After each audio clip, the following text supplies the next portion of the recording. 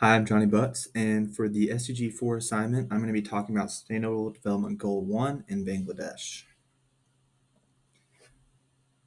Start off, what is Sustainable Development Goal 1? Its goal is to end poverty in all its forms everywhere by 2030, with the key targets are to eradicate extreme poverty, which is living on less than $2.15 a day, implement social protection systems for all, ensure equal access to resources and opportunities, and its importance is the foundation for achieving all other sustainable development goals.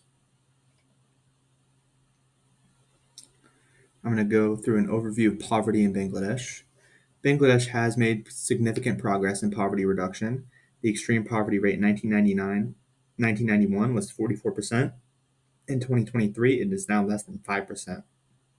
The general poverty rate is about 18.7% in 2023, and rapid improvements driven by economic growth, agriculture, and social programs. Some major causes of poverty are low education levels, limited skills in rural areas, climate change, natural disasters like floods or cyclones, limited access to healthcare and financial services, and high population density and unemployment.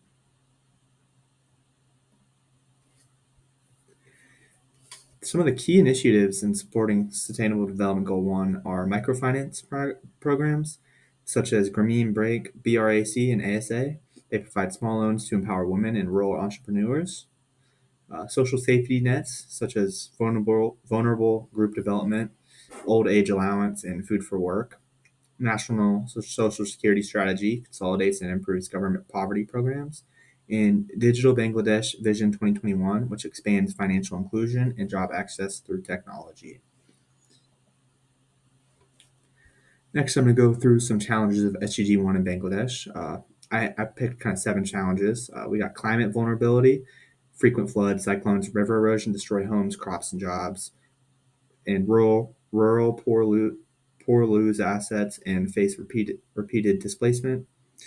Second, income inequality, economic growth benefits urban areas more than rural areas, wealth gap widening between the rich and poor households.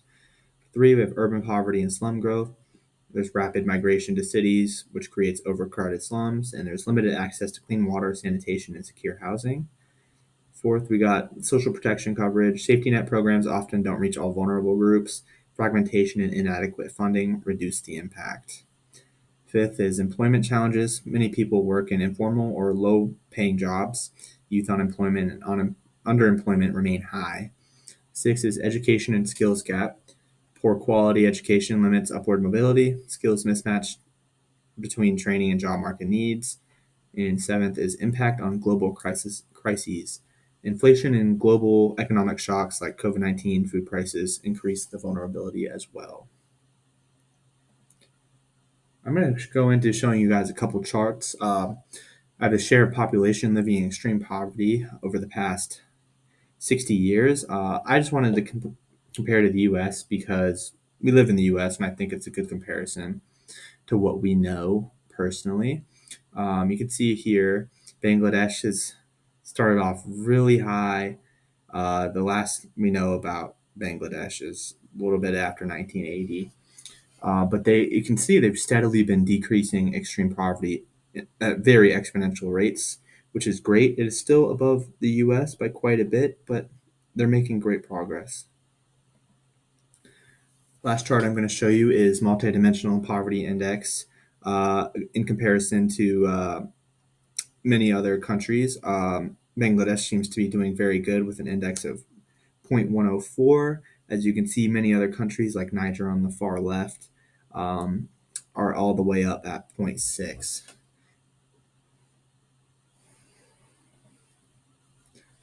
Next, I'm going to talk about ways Bangladesh is facing these challenges with SDG 1. I also did 7 to kind of match it up with the last long slide we did. First is combating climate vulnerability, expanding climate resilient agriculture and flood resistant crops, building embankments and cyclone shelters to protect communities, accessing Green Climate Fund and UN support for adaptation projects, Second is reducing income inequality, promoting rural development programs, SME financing, increasing minimum wages, and expanding social safety nets, and prioritizing inclusive growth. Third is addressing urban poverty, developing low cost housing and improving slum infrastructure. And this is expanding urban employment projects and micro enterprise programs.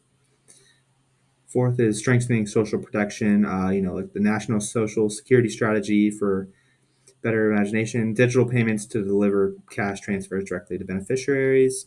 Fifth is creating better jobs, which is very important, expanding vocational and technical training for youth and women, supporting industrial zones and export sectors to increase employment.